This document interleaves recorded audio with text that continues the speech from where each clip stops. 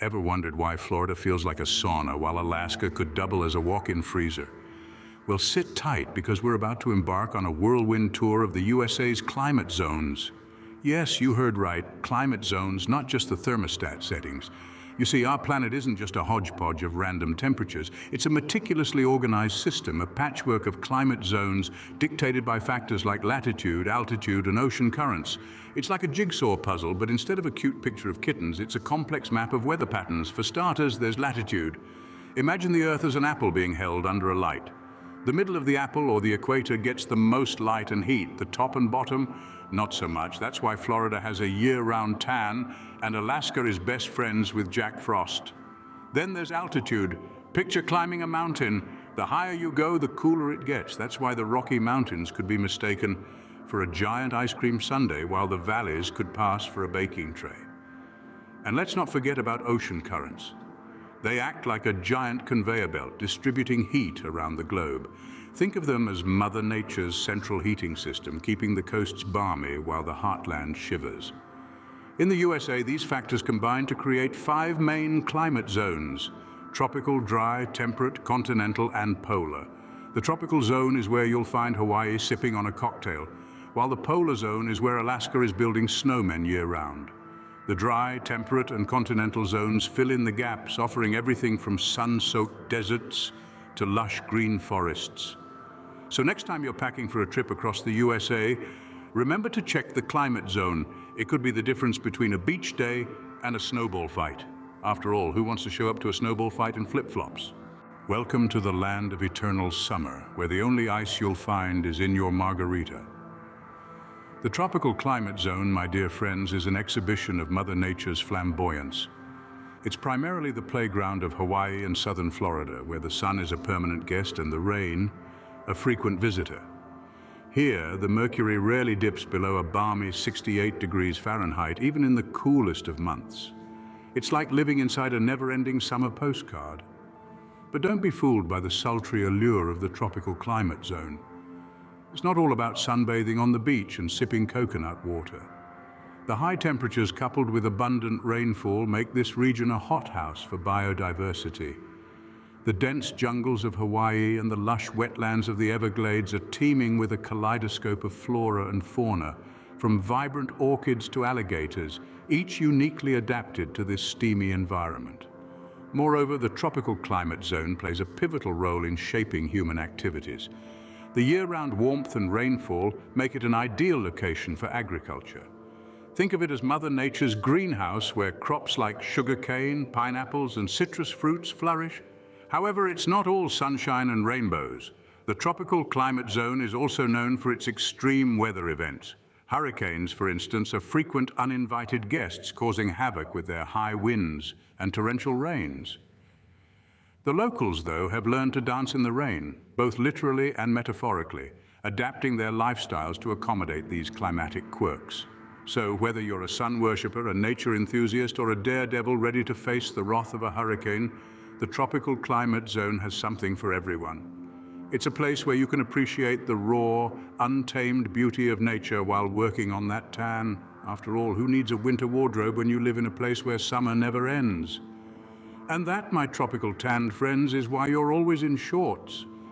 Now let's swap our flip-flops for cowboy boots and head to the dry climate zone.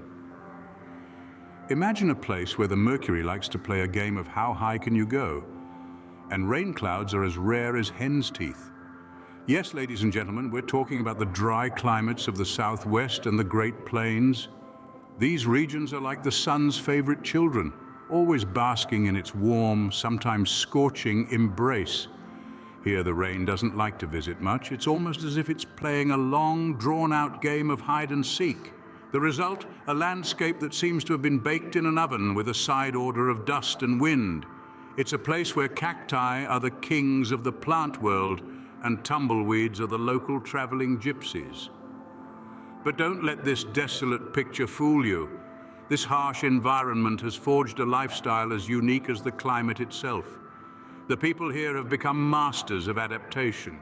They've learned to live with less and to cherish what little they have. The blazing sun and arid conditions have shaped their homes, their food, and even their leisure activities. Adobe houses designed to keep the insides cool dot the landscape. Cuisine is flavored with heat-tolerant crops like chilies and corn.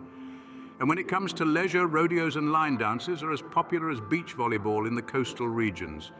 In this sun-baked part of the world, water becomes a precious commodity, a lifeline. It's not just for quenching thirst or growing crops, it's a symbol of life itself. The locals here understand the value of every drop, and they're experts at conservation. Rainwater harvesting, xeriscaping, and other water-saving techniques are part and parcel of life. In essence, the dry climate zones of America are a testament to the human spirit's ability to adapt and thrive, even in the harshest of conditions. It's a place where the tough get going, and where the value of water is truly appreciated. So remember, in these parts, a bottle of water is worth its weight in gold. If you're not a fan of extreme heat or cold, the temperate zone might be just right for you. Now, let's not confuse temperate with boring.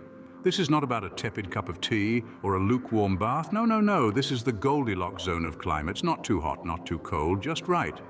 In the world of geography, the temperate climate zone is the middle child, often overlooked but surprisingly charming.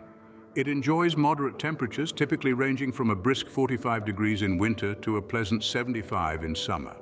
Rather like a well-adjusted thermostat, wouldn't you say? But it's not just about the temperature. The temperate zone also sees moderate rainfall, not enough to need an ark, but you might want to keep an umbrella handy. This rainfall is quite the blessing, as it makes the soil in these regions rich and fertile. So if you've ever enjoyed an apple from Washington or a glass of wine from California, you have the temperate zone to thank for that. This moderate climate also has a significant impact on urban development. Cities thrive in the temperate zone. Why? Well, because humans, much like Goldilocks, prefer conditions that are just right. Not so cold that you can't feel your toes, and not so hot that you can fry an egg on the sidewalk. In fact, some of the world's most populous cities, including New York and Beijing, are located in the temperate zone. Now, isn't that something? And it's all thanks to the climate's moderation, which supports a wide variety of activities from agriculture to urban living without causing too many sweaty brows or chattering teeth. So if you're a fan of not too hot, not too cold, but just right, welcome to the temperate zone. It's the climate equivalent of a perfectly toasted piece of bread, a well-brewed cup of tea, or a bed that's neither too hard nor too soft. It's the Goldilocks of climates, and it's just right. Brace yourselves. Winter is coming, and so is summer, spring, and fall. In the continental climate zone of the United States, it's a merry-go-round of seasons. Here, the climate's as indecisive as a squirrel in the middle of the road. The continental zone, you see, is like a drama queen of weather. It doesn't do anything half-heartedly. When it's winter with a capital W. And when it's summer, well, let's just say you'll be wishing for that winter chill. Let's take a quick tour. Summer is like stepping into a sauna that's been cranked up to 11. The sun blazes down with the intensity of 1,000 suns or thereabouts. It's hot, it's humid, and it's the perfect time for growing crops. Corn, soybeans, wheat, they all thrive in this sun-drenched season. Then in a blink, summer shuffles off stage and fall makes its entrance. Trees erupt in a riot of red, orange, and gold, as if Mother Nature got carried away with her paint palette. It's a beautiful time, but don't get too attached. It's the calm before the storm. Winter, you see, is when the continental zone really comes into its own. Snow blankets the ground, temperatures plummet, and the world becomes a winter wonderland. It's not just a sprinkling of snowflakes, mind you. We're talking snowdrifts so high you could lose a small child in them, but it's not all bad news. Winter is a boon for the wildlife. Deer, elk, and other critters have adapted to thrive in these frosty conditions. They've got their winter wardrobes sorted with thick coats and plenty of fat to keep them toasty. Then just when you thought you couldn't take any more cold, spring bursts onto the scene. It's like the world takes a deep breath and everything bursts into life. Flowers bloom, birds sing, and the cycle begins anew. So, in the continental zone, you'll need both your bikini and your snow boots. It's a tale of 2 seasons, 4 times a year. And that, my friends, is the beauty and the madness of the continental climate zone. If you think winter is just a season, the polar zone would like to have a word with you. Oh, the polar zone, Alaska's very own winter wonderland. It's a place where the mercury in the thermometer often goes on vacation to the bottom, and the sun plays hide and seek for half the year. This is not just any cold, my friends. It's the kind of cold that would make even a snowman shiver. In this ultimate chill zone, you'll find temperatures that frequently dip below 0 degrees Fahrenheit. But don't let that freeze the smile off your face. This is where you find beauty in the beastly cold. The landscape here is a stunning spectacle of ice and snow, a crystal kingdom that sparkles under the pale winter sun. It's like a scene straight out of a fairy tale, only much, much colder. Yet life thrives here in its own peculiar way. The local fauna, like the magnificent polar bears and hardy reindeer, have adapted to the extreme cold in ways that would make your science teacher proud. They've got this whole survival thing down to an art, really. And let's not forget the human inhabitants of this icy paradise. The people here aren't just surviving the cold, they're embracing it. Ice fishing, dog sledding, snow machining, these aren't just hobbies, they're a way of life.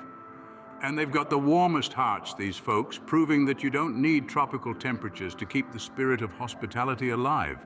Speaking of hospitality, let's talk about the famous Alaskan cuisine. It's hearty, it's wholesome, and it's the perfect antidote to the biting cold. From the fresh seafood to the rich game meats, every dish is a testament to the resilience and resourcefulness of the people here.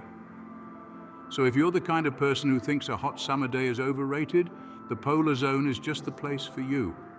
It's a place where the cold isn't just a season, but a way of life. So if you're a fan of snow, ice, and all things chilly, the polar zone is your icy paradise. Climate zones aren't just about deciding what to wear. They shape our world in ways you might not realize. So, let's dive a little deeper, shall we? Now, you might be thinking, I don't care about the climate, I've got air conditioning. Well, my dear friend, you'd be surprised. Climate zones influence much more than just your wardrobe or utility bills.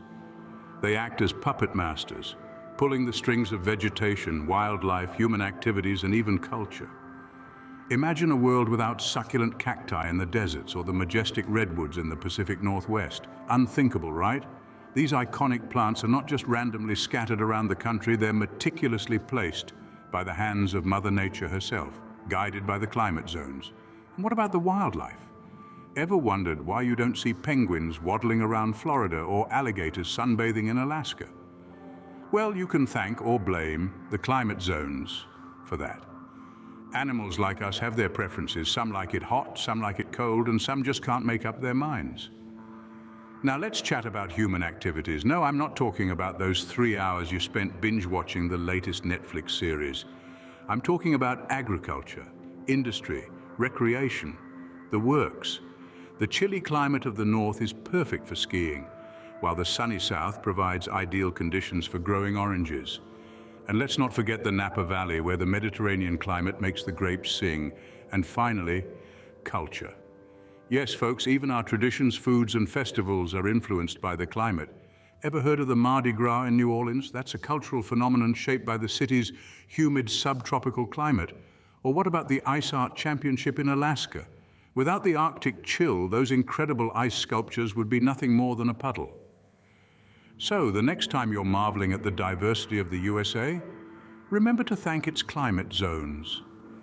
Because as you can see, they're much more than just a weather report. They're the invisible forces shaping our world, one climate zone at a time. Let's take a quick trip back through our journey across the climate zones. Strap in, because we're about to embark on a whirlwind recap. First, we ventured into the land of more than just hot and cold, where we discovered the subtleties of temperature variations and how they aren't just about summer and winter. This zone, covering the central part of the country, is a smorgasbord of weather patterns that keep meteorologists on their toes. Next, we basked in the permanent summer, a climate zone stretching across the southern states. Here, the sun is a constant companion, and the land and people have adapted beautifully to its relentless warmth. From the sun-drenched south, we moved to the zone where water is worth more than gold. Yes, the arid deserts of the southwest, where every droplet of water is cherished, and the landscape is a testament to the power of adaptation. Our journey then took us to the Goldilocks zone, where it's not too hot, not too cold, but just right.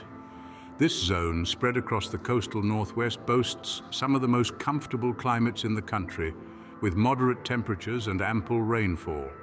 We also took a detour through the Tale of Two Seasons zone, nestled in the northeastern states where the climate swings dramatically between hot summers and cold winters. It's a place where snowmen and beach balls coexist in perfect harmony. Next, we braved the ultimate chill zone in the northern states. Here, winter is a lifestyle, not just a season, and the people and land have evolved to embrace the cold. Finally, we explored the concept of more than just weather, delving into how climate impacts local cultures, economies, and ways of life across the country. And that, my friends, is your whirlwind tour of the USA's climate zones. Until next time, stay curious. So we've been through the heat of the tropics, the dry of the deserts, the moderation of the temperate zone, the seasons of the continental zone, and the icy chill of the polar zone. Quite a journey, wouldn't you say? But we're not finished yet, not even close, because you see, the world doesn't fit neatly into 5 little boxes. It's a vast, complex, and ever-changing place, and there's always more to discover. I encourage you, no, I implore you to keep exploring. Keep questioning, keep learning, keep pushing the boundaries of what you think you know. Because the world is a book, and those who do not travel read only a page. And we wouldn't want to be those people, would we? Did you know that there are places on Earth where it rains almost every day? Or that there are places where it hasn't rained for nearly 2 million years? Or that there are places where the temperature can swing by more than 100 degrees in a single day? The world is full of these little quirks and oddities, these fascinating facts that you'd never think to ask about. But once you know them, you can't help but want to know more. So keep exploring, keep asking questions, keep learning. Because the world is not a static place, it's constantly changing, constantly evolving. And the more we know about it, the more we can do to protect it, to preserve it, to ensure that future generations have the same opportunities to explore and discover that we do. So whether you're a student, a teacher, a parent, a grandparent, or just someone with a curious mind, I encourage you to keep exploring, to keep asking questions, to keep learning, because the world is a fascinating place and there's always more to discover. Remember, the world is full of wonders. All you need to do is step outside and explore. Until next time, keep your mind open and your sunscreen handy.